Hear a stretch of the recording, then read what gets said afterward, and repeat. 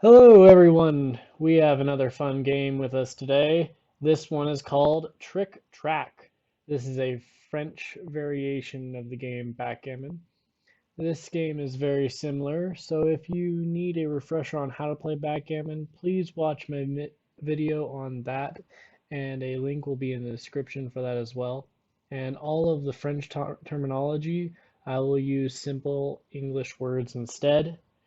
I will be going over the rules and give examples of the game Tric-Trac. So for this game, you start with all 15 pieces on the starting spot.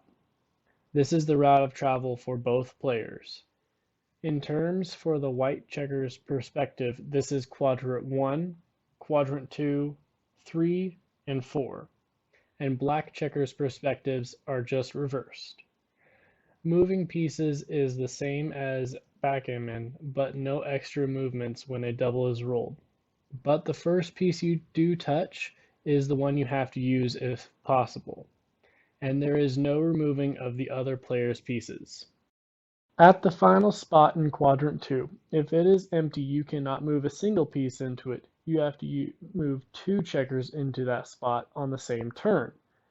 And then to remove from that spot, the last 2 pieces have to be removed during the same turn as well. You cannot occupy your opponent's adjacent spot. If it is empty, you may use it as an in-between if using both dice on one piece. If your spot is empty and you roll numbers that you can fill your opponent's spot with 2 pieces, then you can go to your spot instead. But if you can do it without doing that, then you must do it with the normal way. If you have at least 2 pieces in all 6 spaces in quadrants 1, 2, or 4, then you have what is called a full table. You cannot fill quadrant 3. If you can fill a table, you must, and try to keep it for as long as possible. You cannot place a piece in quadrant 3 or 4 if your opponent can still fill it. Removing pieces is the same as backgammon and can only be done after all 15 pieces in the fourth quadrant are present. How to score points, you might be asking? Well, there are a lot of different ways, and they are a little bit complicated. Way number 1, if you're on your third roll and you are able to fill spots 2 through 7, you get 4 points, and you don't actually have to do the move.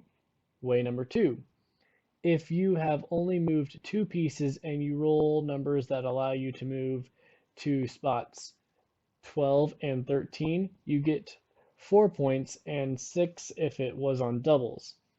You score but cannot make that actual move. Number 3, you get 4 points or 6 if on doubles if you have at least 1 piece in all 6 spots for any quadrant at the end of your turn. Even if you can't move, it is still being preserved and you get the points.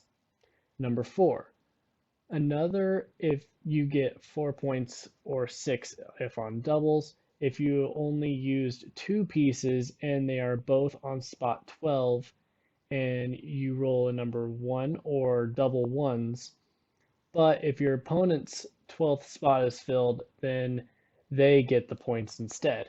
Number 5, 4 points are awarded if you could have potentially removed your opponent's piece in quadrant 4, and 2 points if you could do it in quadrant 3. If it's on a double roll, then you get an extra 2 points. But if you falsely say you could have removed your opponent, then they get the points instead. Number 6, you get 4 points, 6 if on doubles, for if you fill your 12th spot using your opponent's 12th and theirs is also currently empty. Number 7, you get 2 points for every number your opponent can't complete. Number 8, lastly, you get 4 points or 6 if on doubles to get to be the first to remove a piece from the fourth quadrant. Each game takes 144 points to win. You keep track of these points by having 2 markers per player. The first marker counts 1 through 12, and the second marker keeps track of multiples of 12. and you can move these markers along the side of the board to help keep track of the points. If you are able to move the second marker on your turn, you can either continue playing and move your opponent's first marker back to 0 and it is now their turn, or reset the board completely but with the second markers still in place. If you get to move your second marker and your opponent hasn't made you lose any points yet, you get to move it twice. Let's play a quick game.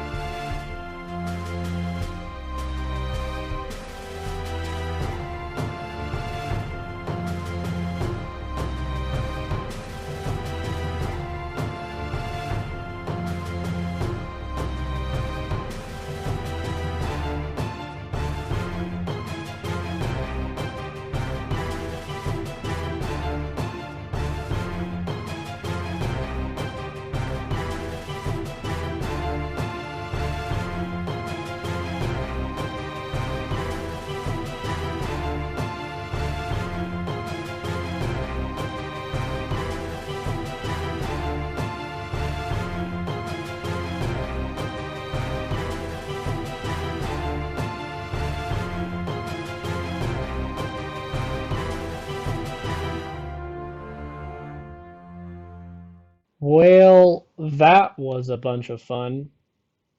Tune in next time to see what game I do next.